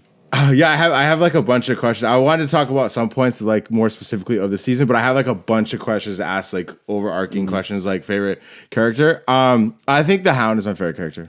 Good character. Good character. I love him and Arya. Yeah, it's Like Yeah, I love the that development whole of that, story is very and I good. and I love Jamie and Brienne's. Am I saying Brienne? I always fucking Brienne. Brienne. I love their top. development too. Brienne of Tarth. Like just because she was such a contributing factor to Jamie's like growth and stuff, and then they end up fucking. And I was like, word, get it. But those are my two favorite like pairs. But I love the Hound. He's probably my favorite character. What's your favorite? You know, we were talking about it. And Don't be basic. Braun's up there. Wait, in season 8, I kept laughing because his lines were so ridiculous. Braun is by far my favorite. And No questions I asked. will say, Oh, for though, real? a close. Yeah, it's between Braun and Podrick for me. Podrick. Podrick's just the I like fucking man, Podrick. dude. Which one is Podrick? He He's also the one that lays slings the D. pipe. Lays the pipe, and the prostitutes don't fucking like make him pay. Are you talking about the one that's like Tyrion's homie? Yeah. What's his name? Podrick? Podrick. Podrick I feel like I don't hear it enough when I Podrick Payne. Yeah, he's just the fucking man, dude. He's a G. the one that Yeah. becomes the Lord of Highgarden Does he? at the end. Yeah, I don't remember off the top of my head. Fuck you. The No, it's not. Podrick's the fucking Yeah, squire. Yeah, he's Tyrion Squire. yeah. Yeah, And I then was he's thinking Brienne's of. squire. I was thinking of. Running through with all of her shit. Yeah, what's his name? The one that rocks with Tyrion all the time and Jamie. He kills everybody. Braun. Yeah, it's Braun. Oh, I was thinking of Bran. You were saying Bran. Bran, yeah. Oh, okay. Like, yeah, yeah. Braun is my favorite. That's why I was like Bran. Bran. Bran's your favorite Hell no. character? That's why I was. That's why I was like, what? Goodness. That's why. Okay. Braun, okay. That makes Braun more is my sense. favorite character by far. I mean, the scene where he fights for Tyrion originally in the Vale is one of my Oh, favorite so scenes. good. And then even when he denies to fight as Tyrion's, what do they call it? The Trial by combat. trial by combat. Yeah, when he refuses to fight for him. That scene's so good to me because he's so real. Yeah. He's like, dude, like I could beat him, but that's just barring if I can, make him miss for long enough to tire him out. But he's pretty quick for a big guy, and he's like, and honestly, dude, like, would you do it for me?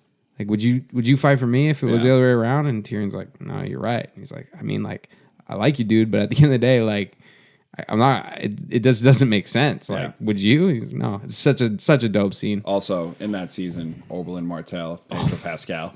He's number 2 on my list. Yes, baby. Oberyn is number 2 on my list for Yes. sure. Oberyn is such a fucking gangster. I fucking love his character, and I'm so that scene where he gets killed by the mountain might be one of the hardest scenes for me to watch. It is absolutely painstaking. Was that the most shocking moment for you in the show? No, the Red Wedding by far, shocking wise, no questions Reigns asked. of Casimir, man. That was the You hear that violin, you're like, ah, shit. yeah. That Oh, was shit. that was mind boggling when I first saw it. Absolutely mind Why boggling. know what's crazy is in the books, Catelyn Stark comes back to life. Yeah, I know. Yeah, she does. Yeah, the priest that resurrects that dude over and over again resurrects her, and she's like Lady Stoneheart in the book. Mm-hmm. Yeah. I was glad she did. I didn't really care for her. Her, I said this to Jack. Reading the books, her inner monologue makes me like her character so much fucking more in the show. Yeah. Because in the book, she like feels bad for hating Jon Snow. Mm-hmm. And like you get a little bit of that in the show when she's like, I prayed to the gods that like this little boy didn't die of a fever when Jon was like an infant and was like super fucking sick. Yeah. And then she's like, and now I have to like look at those fucking eyes like every day and just like think about Was like there- my husband like stepping out on me. It was technically her sister's kid. No, it was her sister-in-law. Sister-in-law's kid. Yeah. Oh, okay. Yep. I thought most shocking moment was the Red Wedding and Pedro Pascal getting murked, because I was like, no one kills the Mountain, but that was very surprising. How gets him? Just take one step a little bit further away, Yeah. dude. That's all you got to do. Talk your shit. Nobody wants you not to talk your You want to know shit. what he did? He dropped the ball before the goal line. Yeah, literally, he did. He Deshaun Jackson the shit. Deshaun Jackson the shit out of him. Yo, Finish him. Another character's arc that I liked the way it ended was the Hound fighting the Mountain at the end. Like, that was a fight we've been waiting for a minute, and I thought that was cool and satisfying. I thought out of any character that was probably the best ending. Yeah, it was just a weak fight. I didn't really think it. You thought it was the Mountain got stabbed in the skull, and then he's like pulling it out, and the Hound just can't kill him, and he's just like, I have to go down with you. I thought that was dope. Yeah, it wasn't bad, but it wasn't. It wasn't how Jack wanted it. It's fine. There was a quote in the episode 6 that I fucked with, and I'm curious to see how you guys feel about it. When Jon Snow was talking to Tyrion, he's like, "Love is the death of duty." Mm-hmm. And I thought that was really poetic, because it kind of resonated with just like the idea of it, and the way it made me feel was like, that's not his line. I know it's not his line. It's one of the Maesters' line, Aemon. but he's quoting one of the Maesters. But Jon Snow brings it back up. Recycled. Also, Dialogue. who is Which he gives a shout out to the Maester. I'm sorry, I forgot to mention Jon that. Snow's ancestor? What I was saying was that I thought it was a really poetic line that resonated in the sense of, I feel like a lot of people drop their duty or like maybe their passions of what they want to do in life for love. And I just thought it was a really deep line if you think about it. And like I said, it resonated with me. And, like people give up a lot of their hopes and dreams just to raise a family or just be with their loved ones and for the people they love. And I just thought it was a really fucking dope line. George R. R. Martin is a genius, and Aemon is a very good, well-written character. Yes. Did you like when the Red Witch lights all the Dothraki's weapons with fire? So her whole purpose Was just throughout like- the entire story, finding the prince who was promised and bringing him to destroy the Night King and save Westeros from the dead, was to light some swords on fire. And then she turns into dust. It's the dumbest fucking thing I've ever seen in my life. I also wasn't sure why they were all outside and they charged. I was like, why are they doing that? It doesn't make any sense. Literally, nobody sense. makes sense. I was like, why are they sending the dragons? Like, I was literally. I saw a whole breakdown at one point on like how they could have done the battle cooler, and like there was like a storyline in During it the day. First of all, but there was a storyline in it where like some of the most savage group, like Tormund and Jon Snow and all of them, or maybe not Jon Snow because he was riding the dragons, but like Tormund and all like the main characters and like the Mountain and the Hound and whatnot. Did like a flank where they went around the tree line where the White Walkers came out of and tried to go and kill the Night King. Yeah. On like a side plot, so you could be watching like the main battle, but on the side plot they're like trying to, go around the war and go kill the Night That'd King. be It would have cool. been so sick. But Like that's shit how, like that. and that's how the Night King gets murked. No sword, no anything. Just grabs Arya. She drops the spear and like, come the fuck on. So dude. bad, dude. I think like things could have been a lot worse than they were.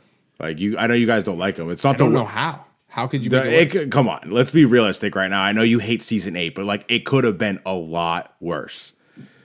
An aspect. We've seen. Look what they do with Star Wars, for instance. Like, think of how it's just stupid. Like, I'm just saying, like this shit. I'd feel this is worse than any Star Wars material that has come out. strongly Because Star Wars disagree. just doesn't have as much stakes. Like the prequels. How does it not have as much stakes? The prequels of Star Wars didn't take itself too seriously. It was good and it was entertaining and it was fun, but it didn't take itself too serious. I mean, there's pod racing and shit. Like, it was for fun. It was for kids. This is not that. This was the most serious, well-written piece of television to ever touch the screen. I mean, through 4 seasons, nothing ever, 5 seasons, nothing was ever better than what we were able to witness in these things. So yeah, when the stakes are that high, it is god awful. I mean, worse than it could have been, no matter what. Okay. You didn't think it was dope with the dragons fighting? I mean, I know the visibility was trash. Like, yeah, so it's just like, my thing is like, are you guys just trying to save money? With what, in regards to what? Like having it all dark and not really seeing a lot. Like you guys just trying to Easier to save do a CG few in the dark. Yeah, it's definitely, you can cut some costs. I mean, the other thing is too is like, the entire fight, I'm sitting at the edge of my seat the first time I was watching it, like enthralled. I was like, this is when it all happens. Mm-hmm. And every moment that went on, I was like, disappointed, disappointed, disappointed. Until the end of it, I was just like, I cannot believe I just saw that. And my thing with that too is like, so you spent all your money on Daenerys burning down King's Landing rather than having the biggest plot point in the story of a song of fire and ice. Of fucking the Princess Promise. I'm gonna keep hammering this point home. Versus the Night King. No, dude, it was the song of Cersei and rocks. Yeah, Cersei and boulders falling on her head. Yo, what did you think of when they sniped the dragon over the water? Were you like, oh fuck? Oh, don't even get me started. You ready? Oh, go ahead. Oh, I can't wait. This is what I was waiting for. Oh, Okay. Hurry up. Do you know how many times Euron's fleet was mentioned prior to that scene occurring In the entire show? in season 8? 15. Between the times we see them sneak up on Daenerys's fleet, and it was like 4 times, and in the War Council rooms, they talked maybe 3 or 4 times about Euron's fleet. And D&D's actual description at the end of the show, because you know how they do like the breakdown at the end of the show. Have you ever watched it? I actually haven't. Okay, so at the end of every episode, they do like a breakdown of the episode, the directors. He literally said she forgot about Euron's forces. That's his exact words. This is the writers that you're preaching that are saying did a good job. She not forgot about Euron's forces. When the 2 scenes prior, they said the Golden Company has been picked up by Euron's fleet. Literally 2 scenes. This is the level of writing we get.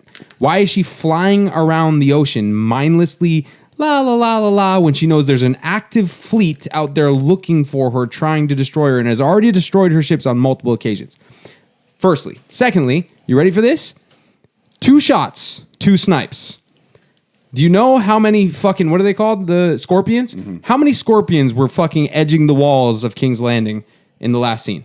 Many. A lot. I mean, hundreds. And then on top of that, she was flying over Euron's forces in the ocean. Hundreds.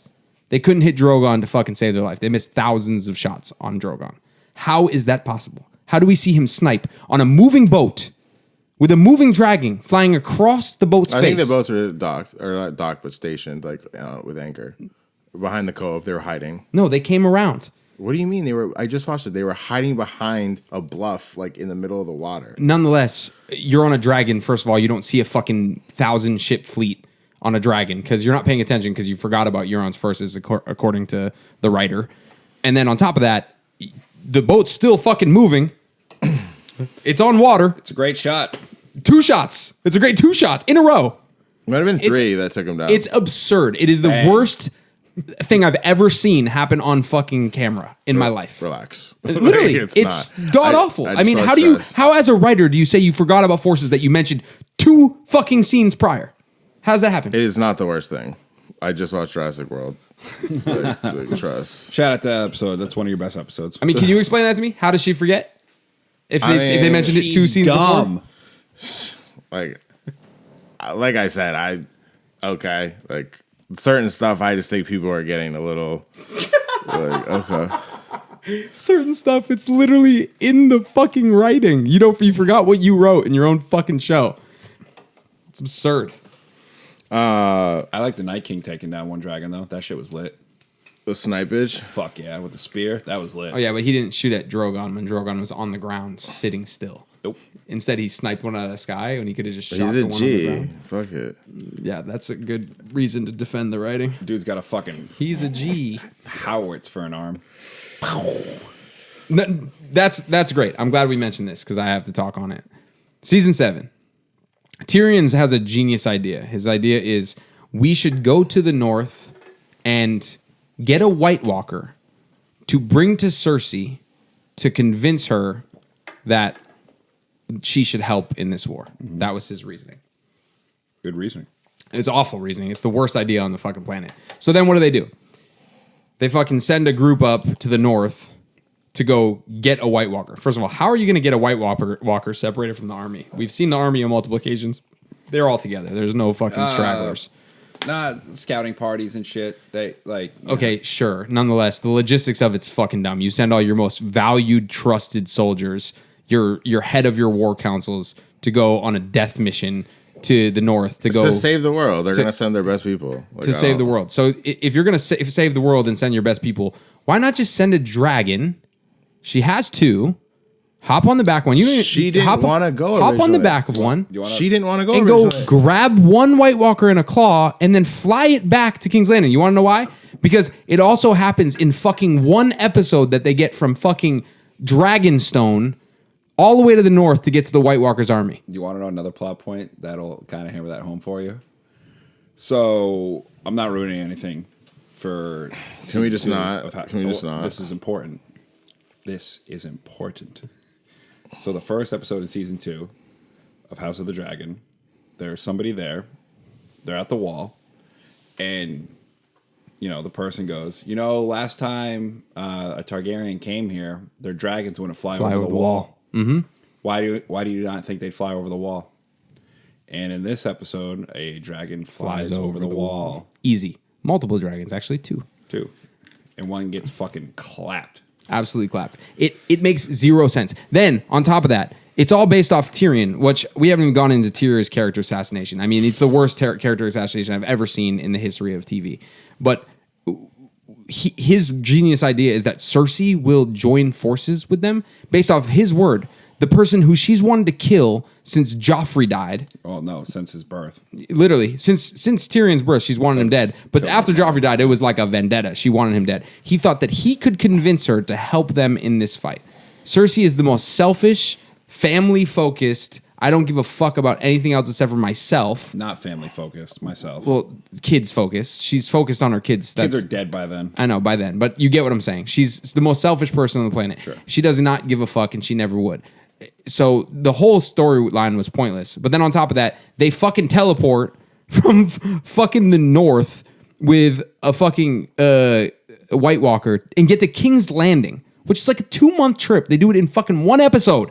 One episode. It's insanity. Then on top of that, Gendry is from the south. Have you ever seen Wind River? Either of you? No? You never seen Wind River? Well, they talk about if you run in sub-zero degree weather, your lungs will explode. This is what happens. Maybe if you're fit for that and you've done it over a long course of time. He is from the south. He runs fucking 200, 300 miles to the wall to Eastwatch. Jack. In one day. Jack.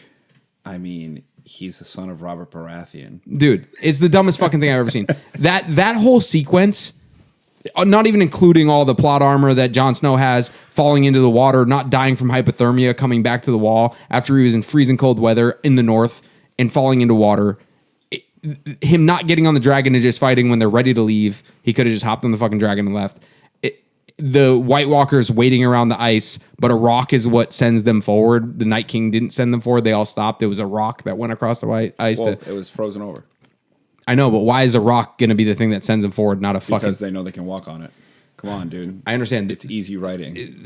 I understand. There's just so much wrong with that whole sequence, and it's just so bad looking back on it. Anyway.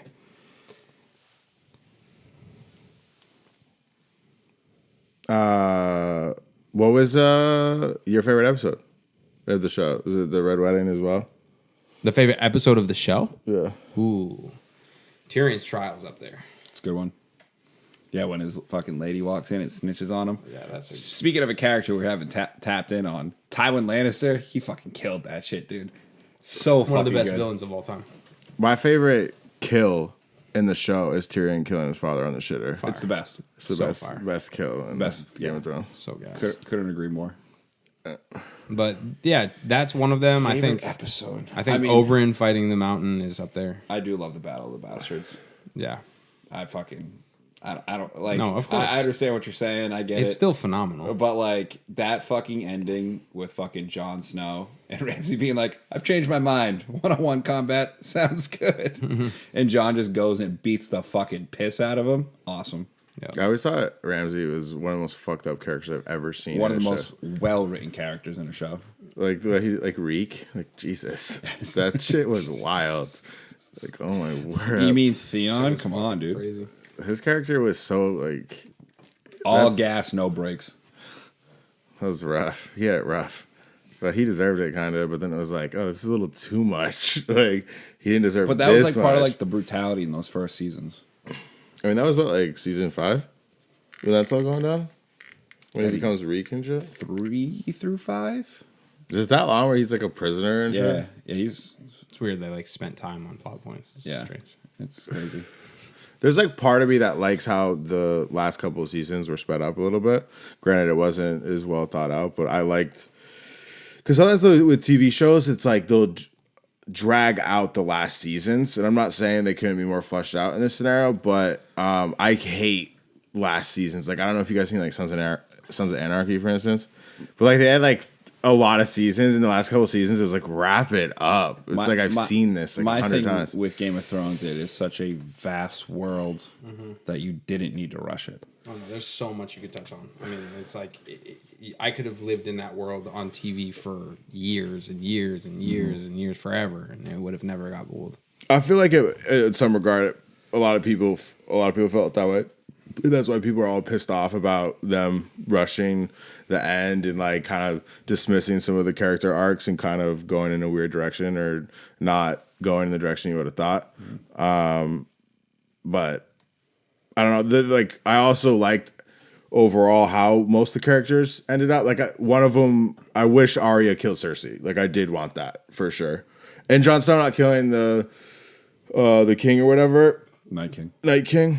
I didn't mind the Arya kill because like Arya was badass in that point, and she was kind of like unpredictable, and it kind of fit her unpredictableness of being like a little ninja. It fit nothing with the show. The entire plot of the show, again, God awful. the prince that was promised, first the Night King, Azor Ahai, A Song of Fire and Ice, the entire point of the show, ruined in a moment, gone. I mean, touching on Tyrion, like you had one of the wittiest, smartest, calculated characters. I mean, I think one of my favorite scenes in all of the show is when he's telling Varys and what's the maester's name in King's Landing? Oh, yeah, I know what you're talking about. The old guy. Yeah. Fucking asshole. And then Littlefinger tells them all different things that he has planned to see who's snitching, right? And he finds out the maester's the one snitching. Yeah. He's a genius. He's a genius the entire season until D&D get a hold of the story. Another good episode, The Battle of Blackwater. Oh, amazing. Absolutely amazing. And he was an unsung hero for the entire show.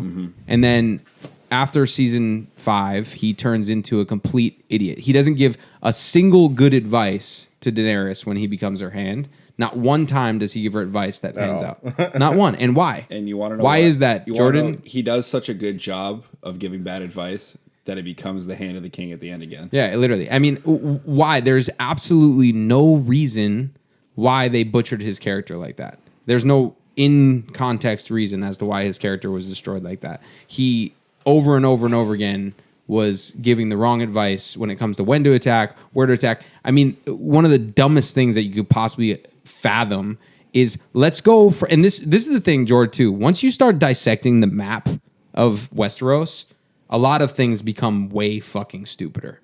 For example, they go from Dragonstone to Casterly Rock because this is what Tyrion says that they should do in order to take Casterly Rock with the Unsullied. Do you know how much enemy waters, with Euron's forces being very well aware, again, do you know how much fucking enemy waters you have to go through in order to get from fucking Dragonstone to fucking Casterly Rock? You have to go right past King's Landing. You have to go from Dragonstone's on the fucking East Coast. Well, you have to go all the way down past King's Landing, right under Dorne, to go all the way to fucking the other side of the fucking map to Casterly Rock. It is the dumbest. It's across the continent. It's literally across the continent. It's the dumbest fucking plan of all time, but yet it's written into the story because D&D don't know what the fuck they're doing. And it's all Tyrion's plot design because this is what he thinks is the right thing to do. I mean, can I ask you a question? Why didn't Cersei kill Tyrion when he's standing within fucking arrow range of her army. Why? She's wanting him dead. She just sent Braun to go kill him. Literally. Fucking 3 episodes before, she sent Braun to go kill him. And he's standing in front of her. She can kill him, and she doesn't. Why?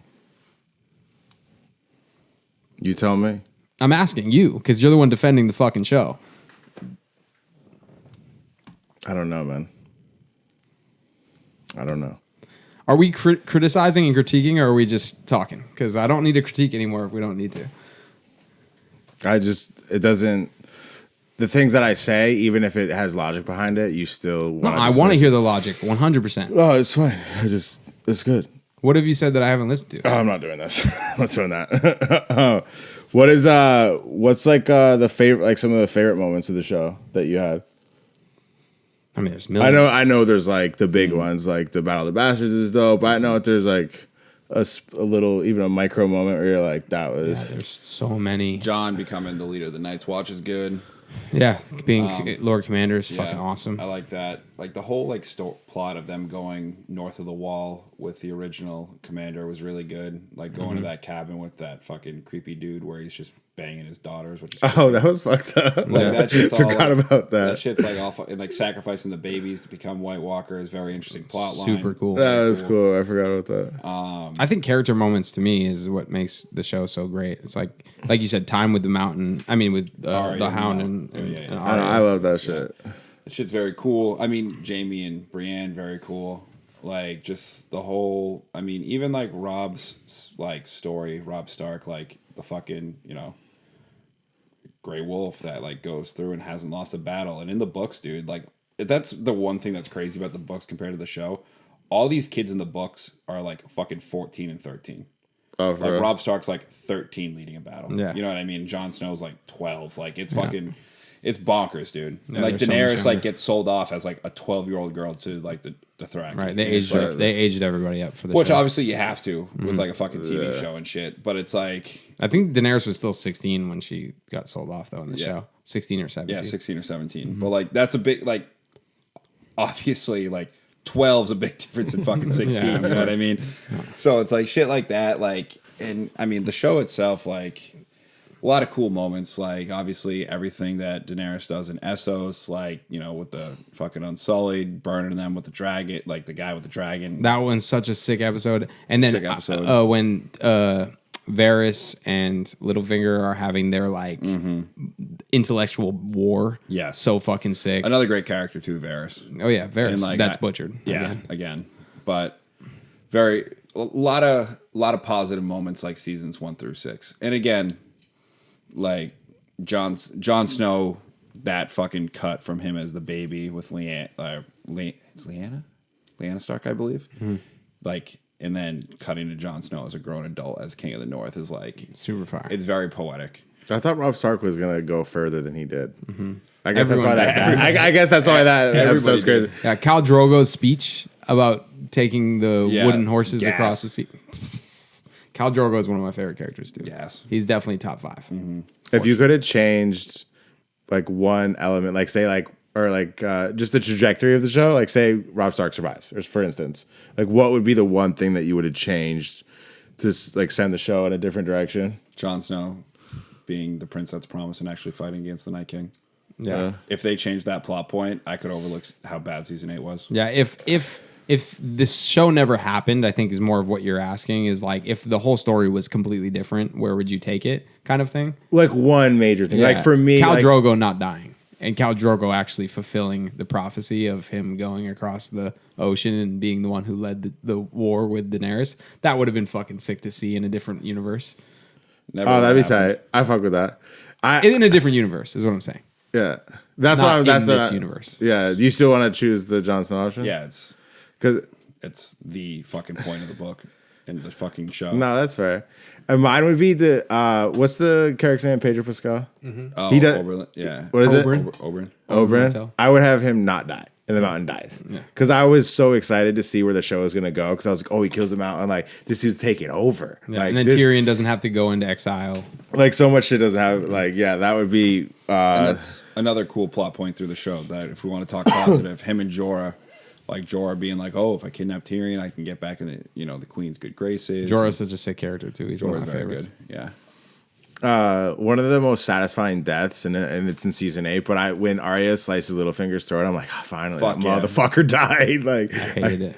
You hated it? Littlefinger's character was assassinated. I mean, he's one of the smartest, most manipulative. I mean, if you could argue who's the best player of the Game of Thrones, maybe Tywin, maybe Cersei. I get your point, I but would I say thought Littlefinger would be the one. Littlefinger was always making moves to advance his But, like, position. it was- Yet he just laid idle in Winterfell.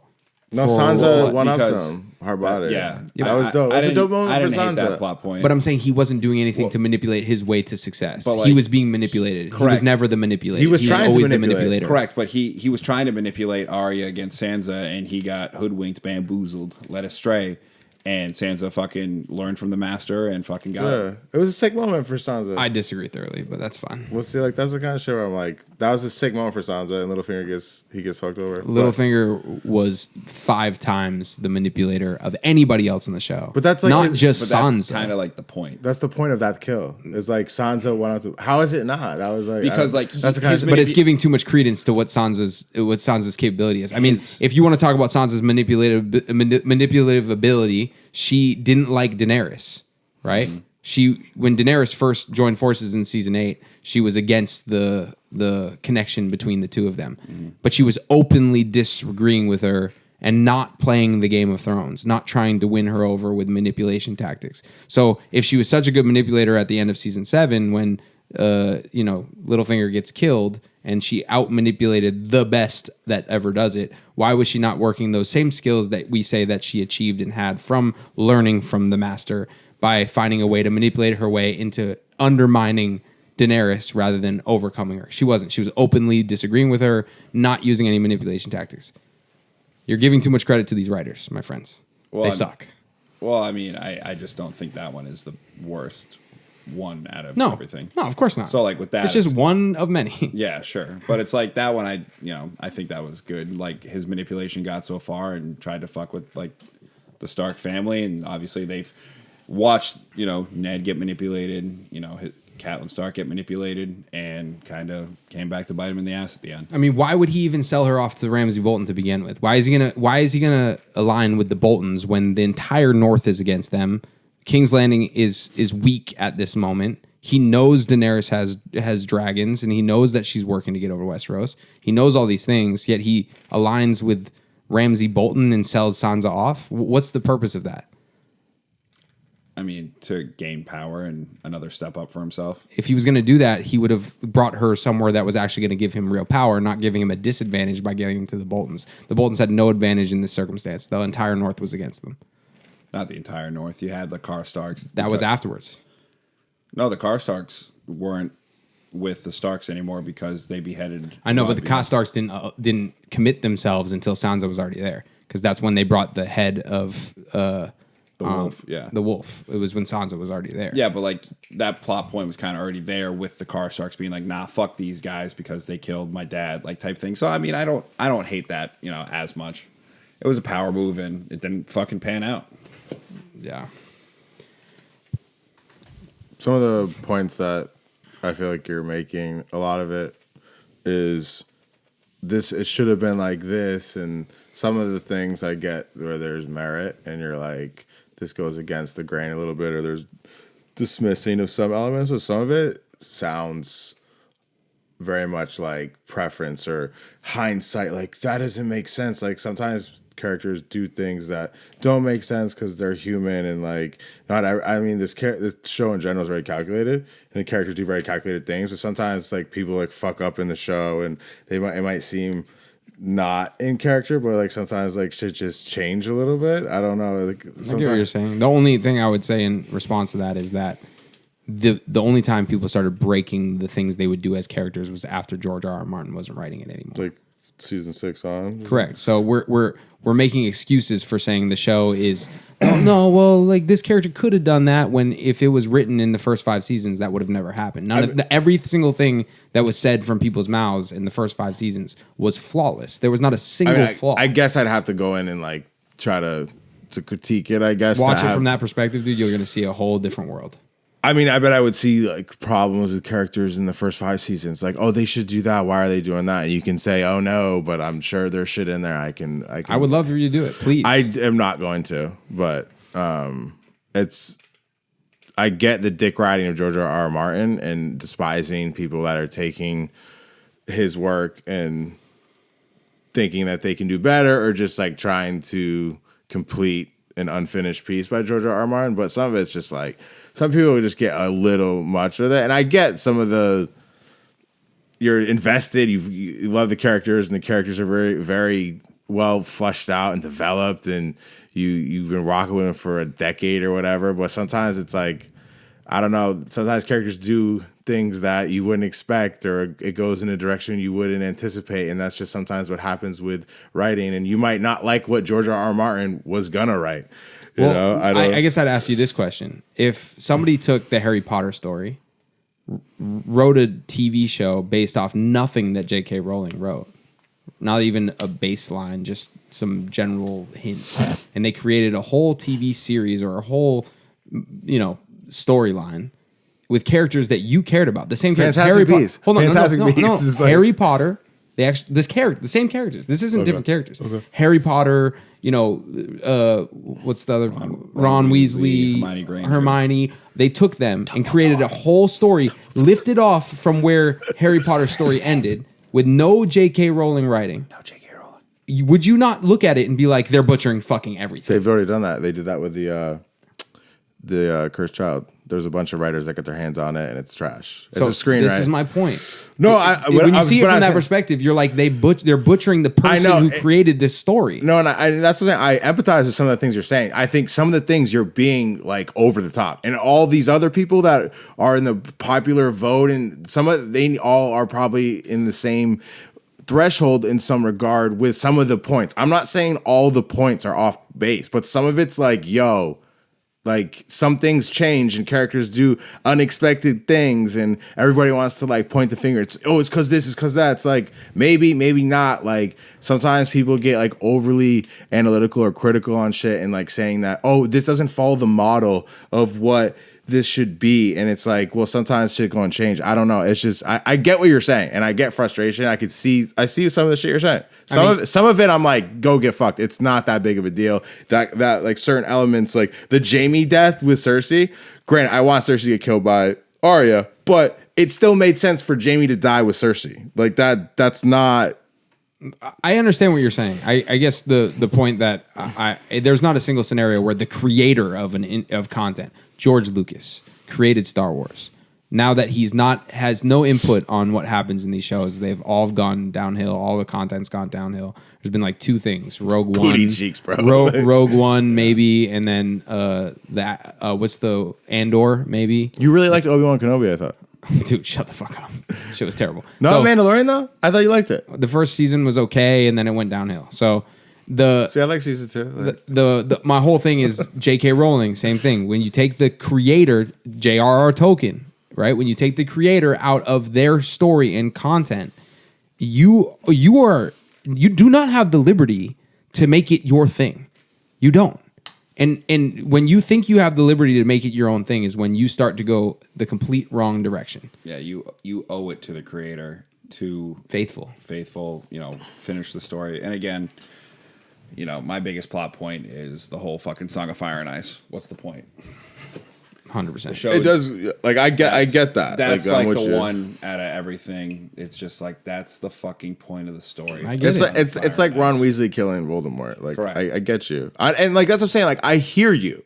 I still think it can be enjoyed, and there are major things that are like, come on, why did you do that? Like Cersei should have been murked by Arya. Arya. Yeah. And Jon Snow should have killed the Night King. That's a song. Like I get you. I'm with you. Like there's just certain. It's like how far. Like I don't know. I enjoyed it, to be honest. And like most of the character shit, I just took it for what it was and was like, okay, cool. Like all right, it's over. It's done with. Like this was a great show. I'm not mad at them. Like granted, is there critiques and was some things a little like what the fuck. The biggest what the fuck in season 8 for me was the battle scene Like a lot of things were making sense. Like why are they outside of the castle? Yeah. Why are they sending the Dothraki the attack in the dark? I don't understand. Like and then like the visibility of the dragon fight. It's like let me see the dragon fight. Like why can't I see the dragon fight? So like shit like that episode was a little funky.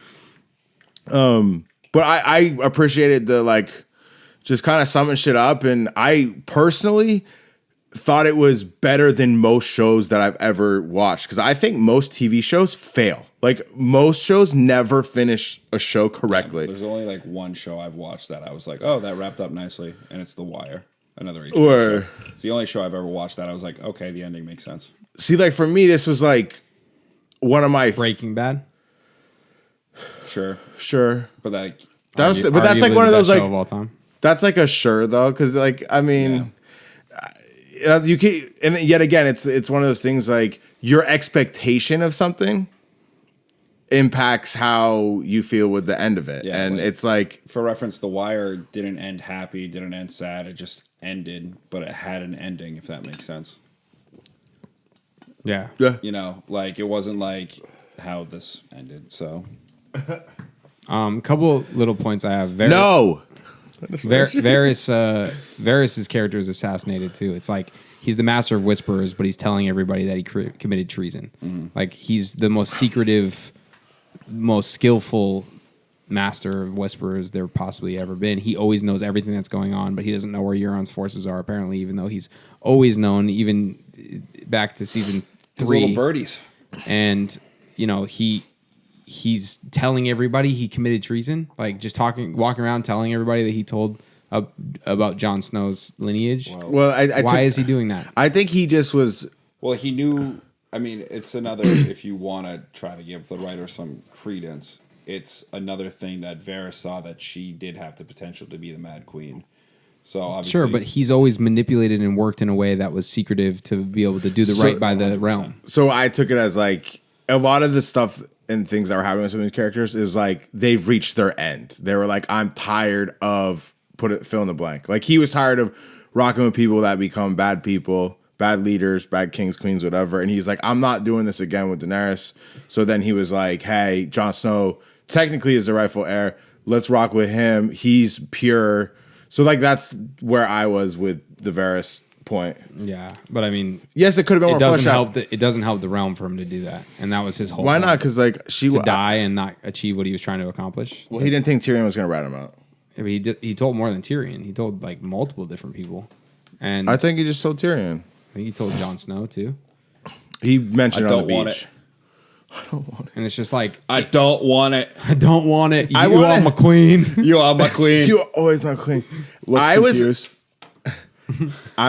How'd you feel about the dragon not killing him after Jon Snow kills Daenerys? Dumbest fucking thing of all time. I didn't hate it, and I liked how the dragon killed the throne. He murked the throne. I was like, it was like the dragon was like, fuck the throne. I fucked with it. Why would the dragon even know what the throne is or understand it? Or intelligent creatures. They're not intelligent enough to understand how to like make a point. You killed my mom. I'm gonna burn a fucking chair. He's also sure that part, but like Jon Snow is also a Targaryen, and the dragon understands that he is a Targaryen, so he's not just gonna, Yeah, I mean, but again, point to that is you want to go to House of Dragons, and it's like we don't control the dragons; they actually control us. So, hey, did you like the council at the end? I liked it. It was like Bronn, Sam, Brienne, Tyrion, and Davos. Yeah, Bronn's the master of coin. Please explain that to me. He always trying to get the money. He literally says in one scene that he has no idea how to borrow money. He has never had enough. Yeah, I know, but that was the deal that he made with Tyrion and Jaime when he went up north. It was like he wanted Highgarden, and then Highgarden. That's like that was the deal. Banger so song. Highgarden has nothing to do with being the master. But like they made the deal when he went up to when he went to Winterfell. Remember he was going to murk Jaime. Right, but he didn't say he was going to be the master of coin. Was that the deal that Tyrion made previously that wasn't fulfilled, and that's why it was like double dipping, where it was he told him that he was going to have a castle and all that stuff, but he didn't say that he was going to be the master of coin. Doesn't make any sense. Sorry. Who's your if hold on, I love this. I asked my daughter this and we talked about it. If you were a king, who would be your council? If you were the king of Westeros. Can we go hand? Because that's like easier to. No, you're the king. Who would be your hand? Who would be your master of coin? Who would be your master of ships? Who would be your master of... Like in the show? No, if you were in the show, yeah. Like out of the characters in the show? Correct, yeah. Oh, man. Hand of the King. Well, I mean, I don't want it. It'd be a good hand. No, I don't want to be king. Oh, you don't want to. I mean, realistically, like, I don't want it. I don't want it. That shit's just fucking cracks me up, dog. All right, so I'm gonna exclude myself. I don't want to be. I don't want it. Jon Snow king.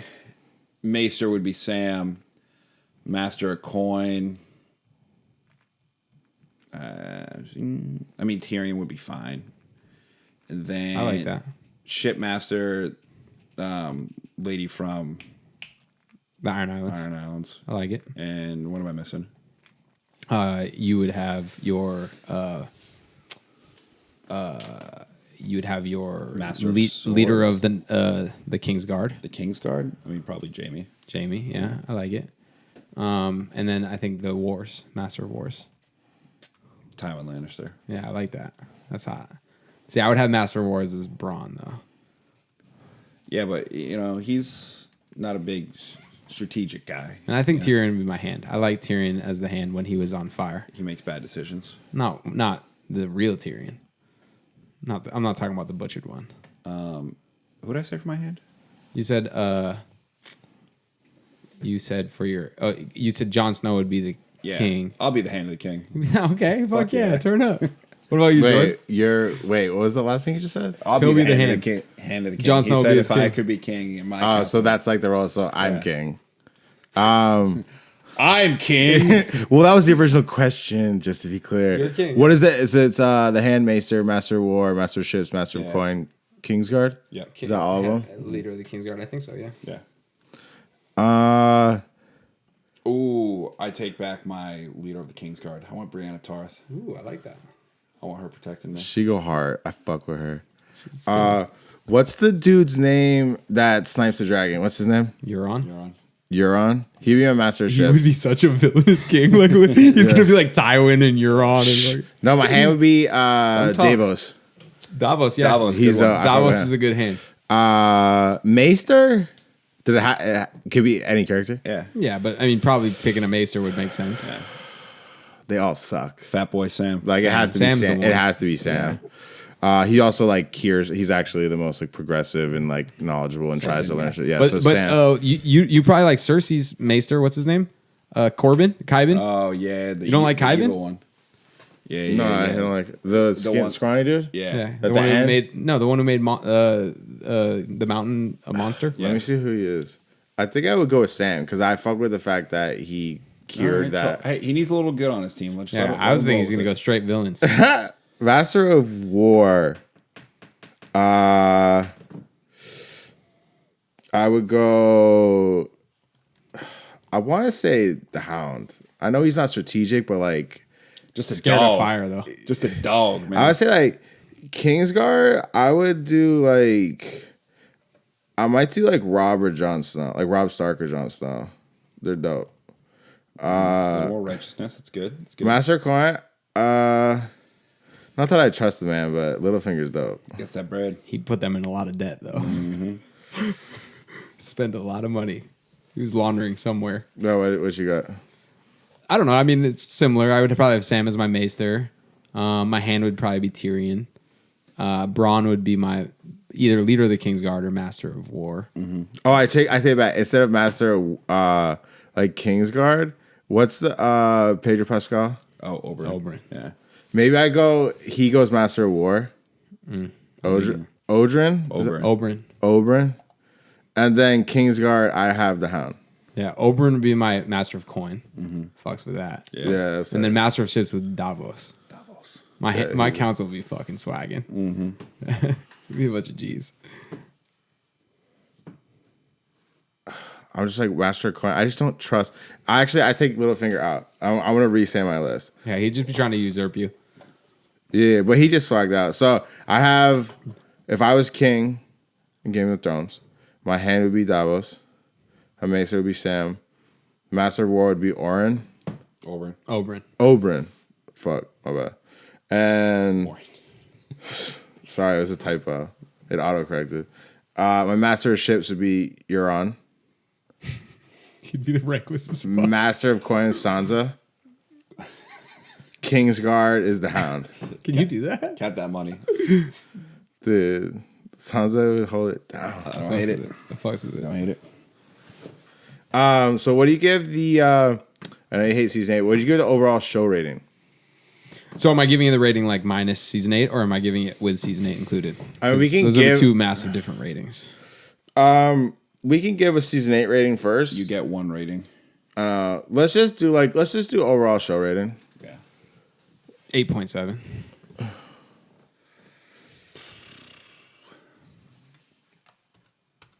I will go 9.0. I'm gonna give it a 9.5. You said 9.0, Matty? Yes, sir.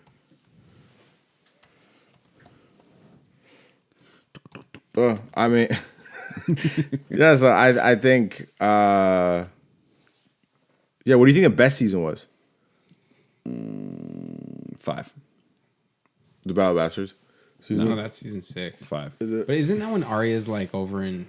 I just that's 4 or 5, because you got the Hound for the Hound and Arya season 4. yeah. And when's the Red Wedding? Season 4. Yeah, 3. Is it? Early. End of I'm gonna season look. 3. Season 3, episode 9. is it? Yeah, season 2 is a little boring for me. Like Stannis is just a boring character for It me. is season 3, episode 9. Yeah. I would say